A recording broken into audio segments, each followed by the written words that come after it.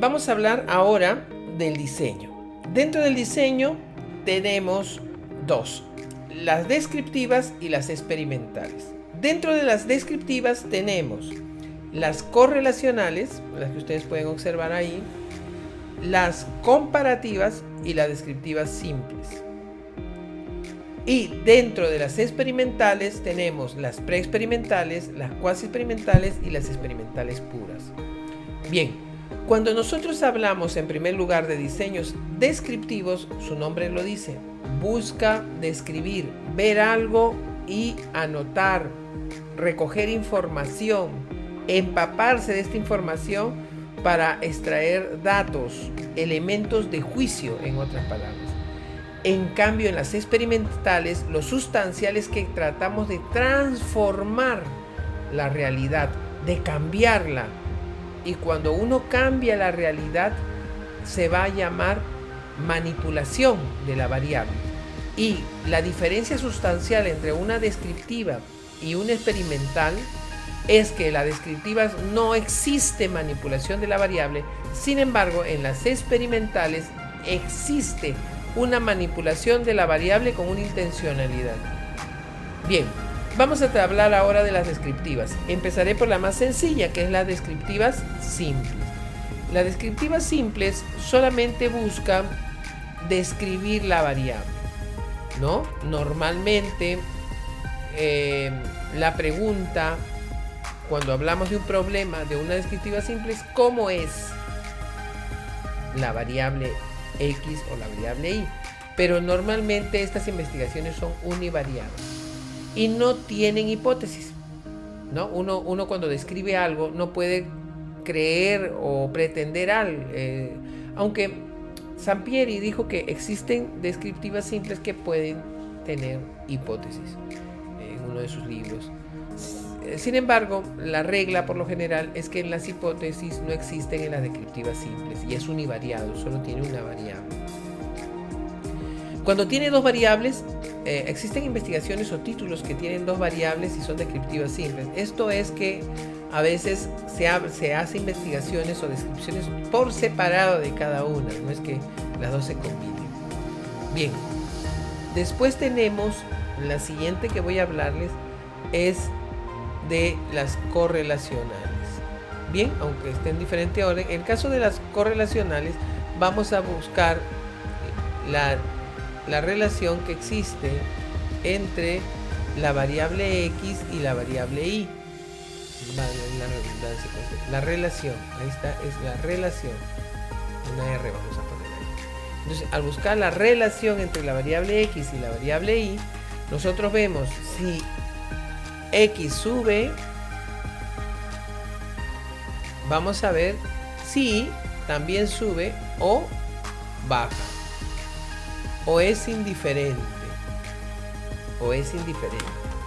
De repente la variable X sube, ¿no? O la variable Y. ¿Qué sucede cuando esto pasa con la variable Y? ¿Sube o baja? Entonces, en las correlacionales existe eso, lo que vemos si una variable aumenta, la otra disminuye o baja, o sube. Entonces vamos a ver esto, ¿no? Eso ocurre en las correlacionales. En las correlacionales debemos tener mucho cuidado en la investigación para obtener qué es lo que ocurre en la investigación. Aquí sí hay estadística inferencial, estadística descriptiva, además tenemos hipótesis y tenemos objetivos en las correlacionales. Bien, tenemos también las comparativas. La comparativa sirve para establecer si existen diferencias entre las variables X e Y, ¿no? Se comparan. A ver, esta variable A y la variable B, ¿hay diferencias o son iguales? Porque si son iguales, ya no tendría sentido compararlas, ¿no? No ocurre nada, no pasa nada. Eso es cuando se comparan las variables.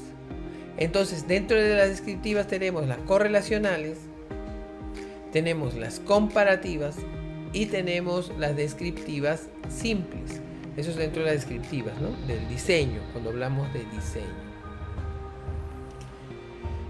Ahora vamos a entrar al diseño experimental. Dentro del diseño experimental tenemos el diseño experimental, tenemos el preexperimental, el cuasi experimental y el experimental puro. Preexperimental se llama cuando yo tengo un pretest y un posttest y lo comparo, ¿no? Un pretest, aplico en esta parte, aplico mi programa o cambio y veo ahora mi posttest cómo está, ¿no? Por ejemplo, yo quiero saber si mi curso es bueno, entonces yo antes de entrar les tomo un examen y veo que no saben nada de repente de investigación, les enseño investigación y sacan después en un posttest 18. Entonces sé que han aumentado, ¿no? Puedo saber que han aumentado. En las cuasi experimentales, sin embargo, existe un pretest, un posttest y existen dos grupos. Un grupo experimental y un grupo de control, ¿no? El grupo experimental es el grupo al cual le aplico mi programa, el cambio, en el cual hago el experimento. Sin embargo, el grupo de control es en el cual no hago nada. ¿Para qué? ¿Por qué no hago nada? Para saber cómo, si es que mi programa, si es que lo que yo estoy aplicando cambia en realidad, porque a veces los cambios no son por mi programa, por mí, sino es por un factor externo, por una condición interna también. Ya habíamos visto alguna vez un ejemplo de los niños, ¿no? Si mejoraba un programa la psicomotricidad de los niños. Entonces, cuando se hace un pretest y un posttest y se hace un programa de desarrollo psicomotor, por ejemplo, nosotros vemos que el niño mejora, pero de repente este pretest estaba bajo su nivel motriz, le hacemos un posttest, está bien su nivel motriz, entonces yo digo, mi programa sirvió, mejoró. Pero en realidad no fue tu programa, sino fue el nivel de madurez del niño. A los 5 o 4 años el niño va desarrollando rápidamente, va evolucionando por una cuestión interna, de madurez interna. Y a veces no es el programa, sino es la madurez del niño, que de pronto aprende a correr, caminar, a andar, a jugar y solito.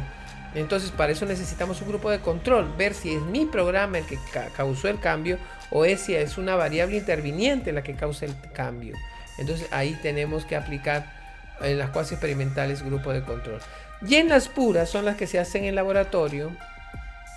Se hacen en laboratorio controlando todas las variables intervinientes o tienen varios grupos de control, más de 3 grupos de control, ¿no? Con diferentes factores para ver si se realizó el cambio, ¿no? Se hace el grupo experimental, aparte el pretest y el posttest, y además se hacen varios grupos de control para analizar si hubo cambios, ¿no? El pretest se hace aquí, pretest, posttest, posttest. Entonces son varios y ahí se ve si en realidad, para tratar de controlar las variables intervinientes y ver si en realidad se ha realizado un cambio con la aplicación de un programa o con la aplicación de este cambio de la realidad, ¿no? De manipulación de la variable. Para terminar, dentro del diseño también existe dentro del diseño que pueden ser retrospectivo,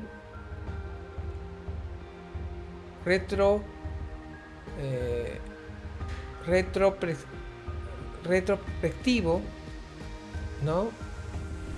Y prospectivo. Retrospectivo, así, y prospectivo.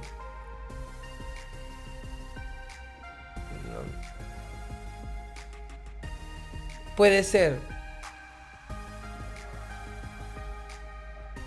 longitudinal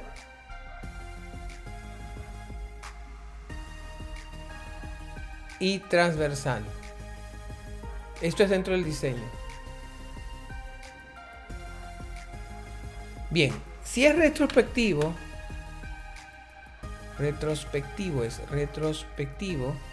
es retrospectivo es cuando los datos son del pasado, ¿no? El diseño. O sea, una data que es anterior, ¿no?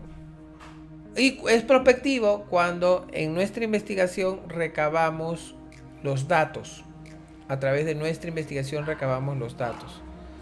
Retrospectivo es cuando recogemos los datos antes de nuestra investigación, ¿no? Son de años anteriores, documentos antiguos, etcétera, etcétera. Bien. Y es prospectivo cuando se recogen los datos con nuestra investigación. También tenemos que puede ser longitudinal, cuando se recogen los datos una sola vez. Perdón, longitudinal cuando se recogen los datos varias veces, ¿no? Cuando se recogen los datos varias veces. Por ejemplo, en un pretest y un posttest se recogen 2 veces, ¿no? Antes y después. A veces se recogen varias veces, en el inicio, en el proceso y después en el final. También existen de este tipo, longitudinal. Y tenemos los transversal, ahí sí es cuando se recoge una sola vez la información, ¿no? Se aplica el instrumento una sola vez. Entonces tenemos los longitudinales que se aplican varias veces el instrumento y los transversales que se aplican una sola vez el instrumento y se extrae información de ahí. Entonces tenemos también en el diseño los retrospectivos, los prospectivos, los longitudinales y los transversales.